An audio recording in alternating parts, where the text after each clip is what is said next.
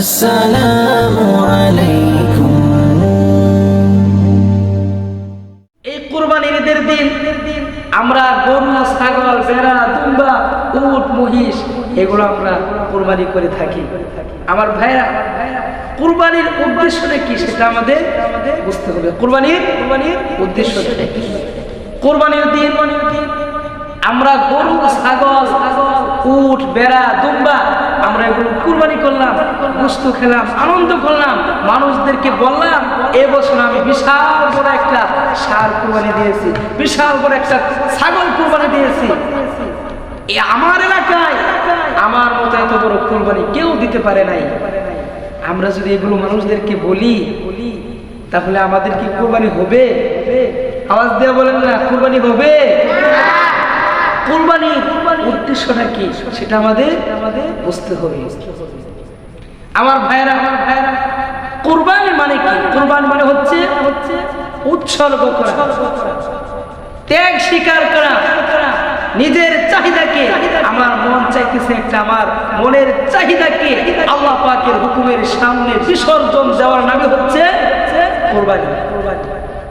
আমার মন চাইতেছে নামাজ পড়বো না, মন চাইতেছে নামাজ পড়বো না, তারপরেও আমি আল্লাহ পাকের হুকুম পালনের জন্য আমি নামাজ আদায় করলাম। আমার মন চাইতেছে আমি রোজা রাখবো না, তারপরেও আমি আল্লাহ পাকের হুকুম পালনের জন্য আমি রোজা রাখলাম। আমার ভালো কাজ করতে মন চাই না, তারপরেও আমি ভালো কাজ করি কিসের জন্য? আল্লাহ পাকের হুকুম পালনের জন্য। এটা হচ্ছে কুরবানির মূল উদ্দেশ্য। এটা হচ্ছে এক ধরনের কুরবানি। এটাই মূলত কুরবানির মূল উদ্দেশ্য, আল্লাহ পাকের হুকুম পালন করা। কুরবানির মূল উদ্দেশ্য কি ভাই? আল্লাহ পাকের হুকুম পালন করা, আল্লাহ পাকের হুকুমের সামনে নিজের মনের চাহিদাকে বিসর্জন দেওয়াই হলো কুরবানির মূল উদ্দেশ্য। আমার ভাইরা, কুরবানির শব্দটি কুরবান শব্দ থেকে, আরবি কুরবান শব্দ থেকে এসেছে। কুরবান শব্দের অর্থ হচ্ছে আমার ভাইরা নিকটবর্তী হওয়া, আল্লাহ পাকের নৈকট্য হাসিল করা। যেহেতু বান্দা কুরবানির মাধ্যমে, ত্যাগ স্বীকারের মাধ্যমে, আল্লাহ পাকের হুকুমের সামনে নিজের মনের চাহিদাকে বিসর্জন দেওয়ার মাধ্যমে আল্লাহ পাক বান্দা আল্লাহ পাকের নৈকট্য হাসিল করতে পারে। বান্দা আল্লাহ পাকের প্রিয়তম নিকটতম বান্দা হতে পারে। সেজন্য কুরবানিকে কুরবানি বলে নামকরণ করা হয়েছে। আমরা যে কুরবানিটা করব, এটাকে মানুষকে দেখানোর জন্য করলে হবে? কুরবানি কি মানুষকে দেখানোর জন্য করলে হবে? কুরবানি করতে হবে একজনকে খুশি করার জন্য। একটু আওয়াজ করে বলেন তো, তিনি কে? কুরবানিটা হবে কার জন্য? আরেকটু আওয়াজ দিয়ে বলেন, কুরবানি কার জন্য? আল্লাহ পাক রব্বুল আলামিন বলেন, কুল ইন্না সালাতি ওয়া নুসুকি ওয়া মাহইয়ায়া ওয়া মামাতি লিল্লাহি রাব্বিল আলামিন। আল্লাহু আকবার। নবী আপনি বলুন, আমার নামাজ, আমার কুরবানি, আমার জীবন, আমার মরণ, আমার জীবনের প্রত্যেকটি কাজ হবে একজনকে খুশি করার জন্য। তিনি কে? আমার জীবনের প্রতিটি কাজ হবে একজনকে খুশি করার জন্য। তিনি হলেন আল্লাহ রাব্বুল আলামিন। ঠিক কিনা? আমার ভাই, আমরা যে কোনো কাজ করবো, নামাজ করবো, রোজা রাখবো, হজ করবো, যাকাত দিব, ঈদের দিন গরু কুরবানি দিব, এই প্রত্যেকটা কাজ একজনকে খুশি করার জন্য হবে। তিনি হচ্ছেন আল্লাহ।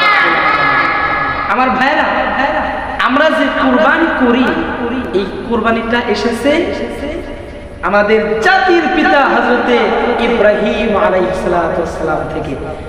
এর আগে থেকেও প্রত্যেক যুগে হযরত আদম আলাইহিস সালাম থেকে কুরবানির নিয়ম ছিল, তবে সেটা একটু ব্যতিক্রম ছিল। সেটা ব্যতিক্রম ছিল। কিন্তু আমরা যে সিস্টেমে কুরবানি করি, এটা এসেছে আমাদের জাতির পিতা হযরতে ইব্রাহিম আলাইহিস সালাম থেকে। আসুন আজকে আমরা সেই কুরবানির ইতিহাস জেনে নিই। আল্লাহ রাব্বুল আলামিন হযরতে ইব্রাহিম আলাইহিস সালামকে বহুবার পরীক্ষা করেছেন, আর প্রত্যেকটা পরীক্ষায় আমাদের জাতির পিতা হযরত ইব্রাহিম আলাইহিস সালাম 100-র মধ্যে 100 নম্বরে তিনি পাস করেছেন। আল্লাহু আকবার। জাতির পিতা হওয়া এত সহজ? জাতির পিতা কি জোর করে হওয়া যায়? জোর করে জাতির পিতা হওয়া যায় না। জাতির পিতা বানান কে? আল্লাহ পাক রব্বুল আলামিন জাতির পিতা বানান। আমার ভাইরা, হযরত ইসমাঈল আলাইহিস সালাম যখন একটু বড় হলেন,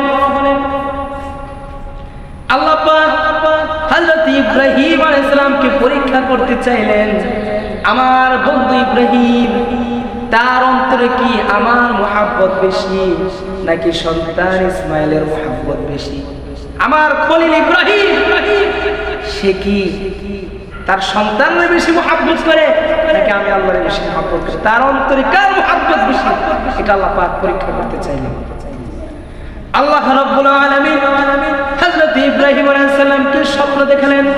ও আমার বন্ধু ইব্রাহিম, থামেন, অল্প সময় কথা হবে, কেউ কথা বলবেন না। আল্লাহ রাব্বুল আলামিন হযরত ইব্রাহিম আলাইহিস সালামকে রাত্রে বেলায় স্বপ্ন দেখালেন। ও আমার বন্ধু ইব্রাহিম, আপনি আপনার কলিজা, আপনি আমার জন্য কুরবানি করুন, আপনি আমার জন্য কুরবানি করুন।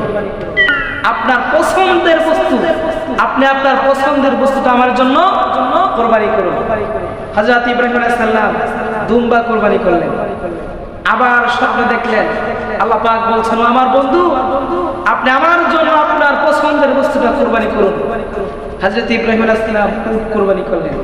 আবার তিনি স্বপ্ন দেখলেন, আল্লাহ পাক বলছেন, ও আমার বন্ধু, আপনি আমার জন্য আপনার পছন্দের বস্তুটা কুরবানি করুন। আমার ভাইরা, হযরত ইব্রাহিম আলাইহিস সালামের বুঝতে আর বাকি রইল না। আল্লাহ পাক রব্বুল আলামিন যে বলছেন পছন্দের বস্তুটা কুরবানি করুন,